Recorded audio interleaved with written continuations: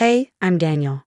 Before I get into the mess with my living situation, make sure to like and subscribe to stay in the loop for more stories like this. Living in one half of a duplex might seem convenient, especially when your landlords are your own parents. But trust me, it's not as cozy as it sounds. I'm Daniel, a software engineer, and I've been grinding away at my job, pushing code and beating deadlines. My hard work paid off, and I landed a hefty promotion. You'd think that would be a good thing, right? Well, that's when things took a turn. On the other side of the duplex lives my sister Lucy, sweet enough, but she hasn't held a job in, well, forever. And yet, she stays rent-free, no questions asked. The day I got my promotion, I was still buzzing from the news when I had dinner at my parents' place. So, Daniel, your mom and I have been talking. My dad started, passing me the mashed potatoes like it was just another casual chat about the weather. Aha, I said, waiting for the news as I forked a heap of potatoes. With this new promotion, we think it's fair if you start paying double the rent you've been paying. It'll help cover more of the household expenses. I nearly choked. Double? Just because I got a raise? My mom chimed in, wiping her hands on her apron. It's only fair, honey. You're making more, and we figured you wouldn't mind contributing a bit more to the house. A bit more? It felt like they wanted me to fund the entire household. What about Lucy? I asked, trying to keep my voice steady. Is she going to start paying rent too? That's different, Daniel, Dad said, his tone final. Lucy's situation isn't as stable as yours. Stable. Right, because working hard and earning your keep apparently makes you a prime candidate for family exploitation. The rest of the dinner blurred by in frustration. I retreated to my side of the duplex, my mind racing. The walls, which I'd once found charmingly thin, now felt suffocating. A couple of days later, Lucy dropped by. Hey, I heard about the rent hike, she said, leaning on my kitchen counter as I brewed some coffee. That sucks, but I mean, can't you afford it? It's not about affording it, I replied, handing her a mug. Don't you think it's unfair that you live rent-free while I'm supposed to pay double just because I got a raise? Lucy shrugged, a little too nonchalantly. I guess, but what can you do? They're our parents. What can you do? I thought about that a lot. Was I just supposed to accept this because they were family? The whole situation felt like a slap in the face for trying to be successful. One evening, I decided to talk to them again. I invited them over, hoping to make them see reason. I've been thinking about this whole rent situation. I began once we'd all settled in the living room with cups of tea. We appreciate you being understanding, Mom said with a smile. Understanding? More like being walked over. Actually, I don't think I am understanding, I countered. Why should I be penalized for being successful? And why isn't Lucy expected to contribute? Dad's eyebrows shot up. Penalized? Son, we thought you'd be proud to help out more. I am proud to help, but not at the expense of fairness. This arrangement doesn't make sense. They exchanged looks, the kind that told me this conversation was over before it even started. Well, think about what you said, Dad finally offered, but his non-committal tone said it all. I was left to stew in my thoughts, the weight of family expectations bearing down on me. How was I going to navigate this without burning bridges?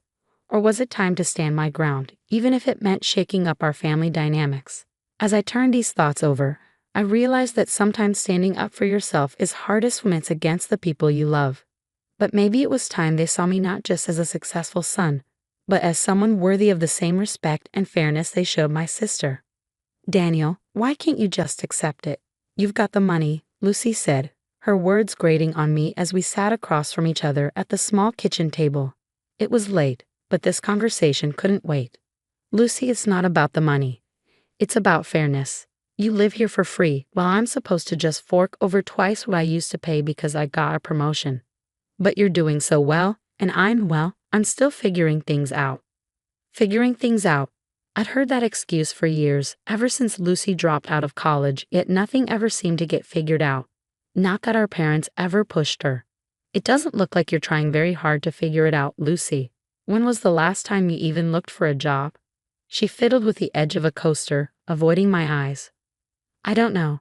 Jobs are tough, Daniel. Not everyone's cut out for the grind. The grind? I echoed, exasperated. Not asking you to launch a startup, just to contribute something, anything. She sighed, a familiar sound of retreat. Maybe you're right. Maybe I could help out a bit more around here.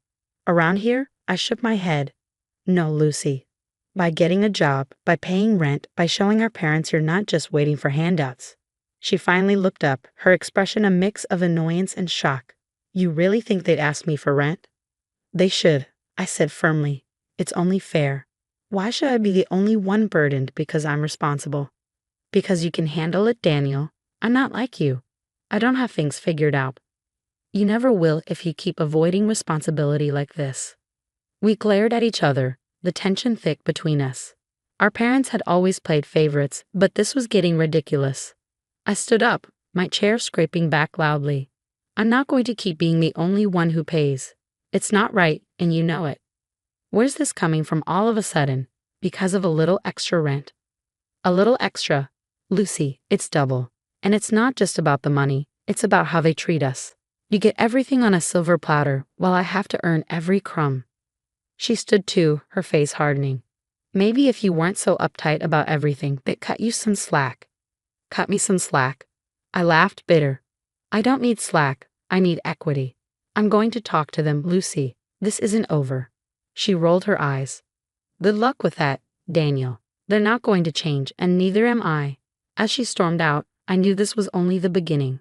I needed a plan, something to make our parents see the imbalance they'd nurtured for so long. This wasn't just about rent, it was about respect and being valued equally. I was determined to fight for it, no matter what it took.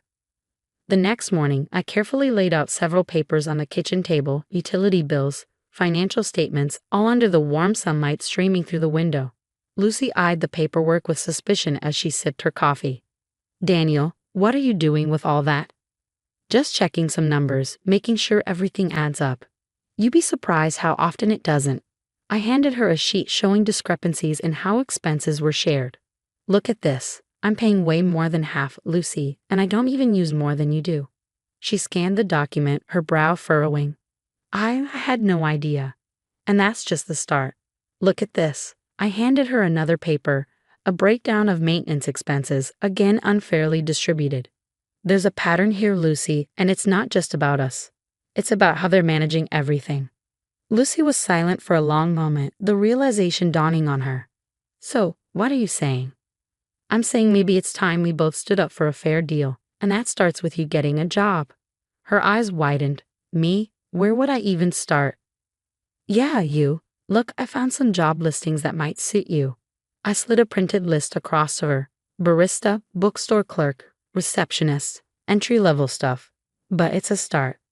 She looked at the list, then back at me with a mix of apprehension and something like respect. You think I can do this? I know you can, Lucy. You just need to try. Show them you're capable, and maybe they'll see things need to change. For the next few weeks, I helped Lucy prep for interviews, redo her resume, and even practice answering typical job questions. It was strange being in this role with her, but it felt like we were finally on the same page. Meanwhile, I kept collecting evidence, every receipt, every bill. I even started a spreadsheet documenting everything in excruciating detail. It was tedious but necessary. If I was going to confront our parents, I needed indisputable proof. The day Lucy landed a job at a local cafe, I felt a twinge of pride and relief. She came home with a bounce in her step that I hadn't seen in years. I got it, Danielle. I actually got it. That's amazing, Lucy. See? I told you could do it. She grinned, and for a moment, it felt like we weren't just siblings at odds, but allies. So what's the next step? She asked. Now we sit down with them together. We lay it all out, the job, the finances, everything. She nodded, her expression serious. Let's do it. That evening we gathered in the living room, the air thick with anticipation. Our parents looked confused, perhaps a little worried, as we presented our findings. Mom, Dad, we need to talk about the rent and the bills, and about treating us fairly. I laid out the papers, each one a silent testament to the skewed balance that had governed our lives for too long. Lucy sat beside me, her presence a show of support. I hadn't expected Lucy's support, but I was grateful for it as our parents listened, brows furrowed. This was a turning point. Whatever came next, we had sparked a conversation that was long overdue. And with Lucy now working, and the evidence laid bare, things had to change. The living room felt more like a boardroom as I laid out the last of my documents on the coffee table. Beside me, Lucy shifted nervously in her chair, her hands clasped tightly in her lap.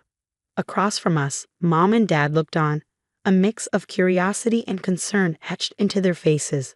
Mom, Dad, we've brought you here because we need to address something important, the way things have been handled financially in this house. I began pointing to the spreadsheets and bills spread out before them. Here, you can see a detailed record of the past year's expenses. Notice the disparity in how utilities and maintenance costs have been divided. As they leaned in to examine the documents, I continued, Lucy and I have had very different financial responsibilities in this house, despite occupying similar spaces. And with my recent promotion, the increase in rent I've been asked to pay isn't justifiable, especially now that Lucy is also employed. Lucy chimed in, her voice steadier than I expected. I've got a job now, and I'm ready to start contributing financially. It's only fair that we reassess how we handle expenses around here. Mom's eyes flicked between the papers and us, a frown forming.